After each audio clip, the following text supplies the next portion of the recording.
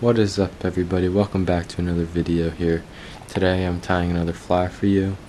This fly is called the Y2K. So yeah, this pattern comes in many different colors, many different patterns. I am tying it with a yellow today. It looks very cool, sinks very fast. The fish really like it.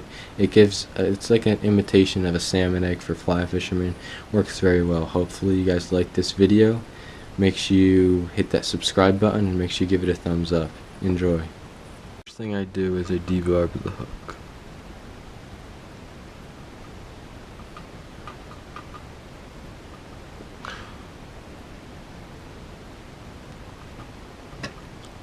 Once I debarb the hook, I put on the weight that I choose.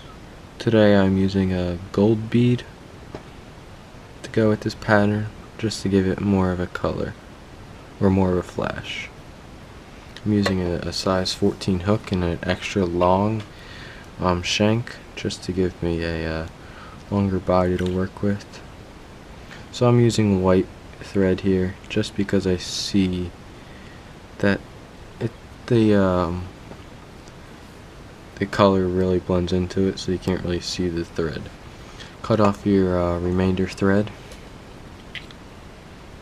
And I only wrap like half the hook, and then I wrap back up to the bead, and then I come down right about to the end. And then I take my go yarn in yellow, because I'm tying it in yellow today. You can trim it to the size. I like to have a little bit more.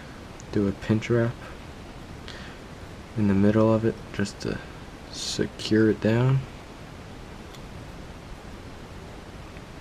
Now, with this, you really want to wrap really tight, and once it gets tied down, you can cut off the long pieces, or you can just wait till the end. So once you get it wrapped really tight, as you saw, it just spun around the hook, so that means it's not wrapped tight enough. You want to keep it on the top of the hook, and don't worry about that bead, we'll secure that afterwards. So once you really got this tight, really tight, guys. Once you got this tight, lift up the back piece, push the glow yarn forward and wrap behind it. It just makes it stand up better in the water. So wrap really close to the bottom of it, and just do a couple wraps here. It really pushes everything up. So now you do the same thing for the front. Again, don't worry about that bead, we'll secure it in a minute. Do the same thing for the front, wrap it all down, make it really tight. As you can see, the yarn is kind of like standing up by itself, which is a really good thing. So now you want to slide your bead up. Sometimes it gets stuck on the yarn, so you just gotta rip it out, rip it through. Now bring your thread all the way up and make sure you just secure that bead down in place,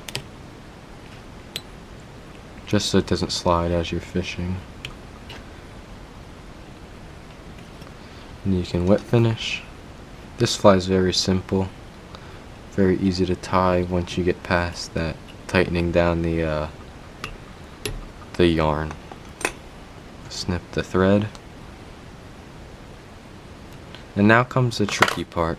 You want to cut your yarn in specific ways and specific patterns, so they're even.